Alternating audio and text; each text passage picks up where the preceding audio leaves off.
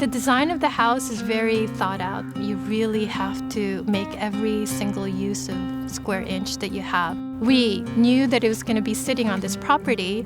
We sited it so that it's south-facing, which allows for passive heating and cooling. So the main living space, which is the great room and the deck, is all facing south. It has most continuous lighting throughout the day, but you don't have direct heat gain. The outside of the house is all cedar. It's a western red cedar. It's resistant to rot and weathers very well. There's a rain screen underneath the cedar.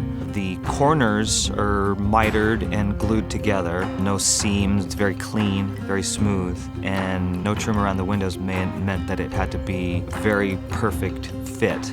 It's a mobile structure that has wheels that allows you to go from one place to another. It's probably 10,000 pounds, maybe plus. We didn't weigh it yet, but judging by how it pulls on a large truck, I'd say it's up there.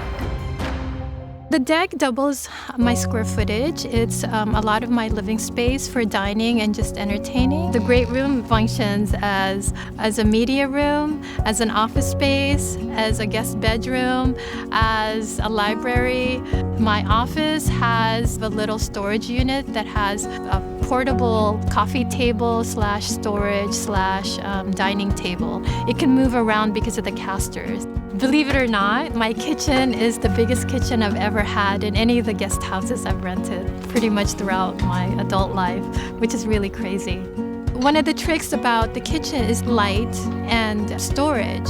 So for instance, my stove has a horizontal window that frames the view outside, yet it has storage above. So having completely open shelving really helps. My sink is really functional. It has a deep basin as well as a high gooseneck, so I can put tons of dishes and pots and pans in there. It's a gray water system that recycles all my water, feeds my grapefruit tree. A year ago when I moved in, it was completely lifeless, and now it's just in full glory with grapefruit.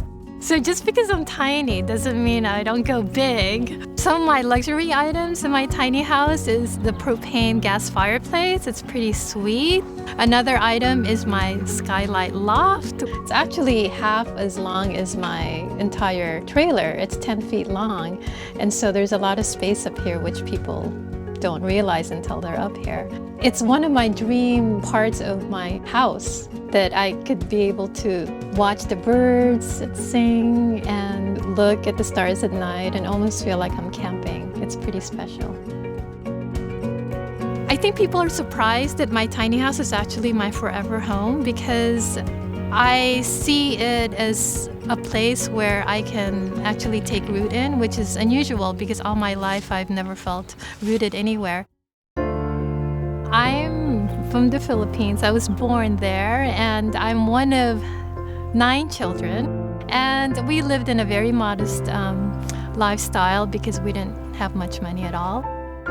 And when I came here, I basically, just learned to live pretty simply and minimally. When you think about your daily life, having to go to work every day and then making the money to just support your lifestyle of, your big house. And really, how much time do you really spend with your family? Quality time, not cleaning out the garage.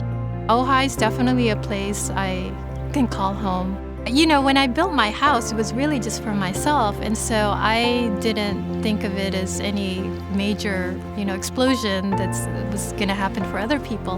When somebody told me I should put it on Houzz, I just uploaded some photos, and then immediately soon after, I had all these responses, and it just exploded.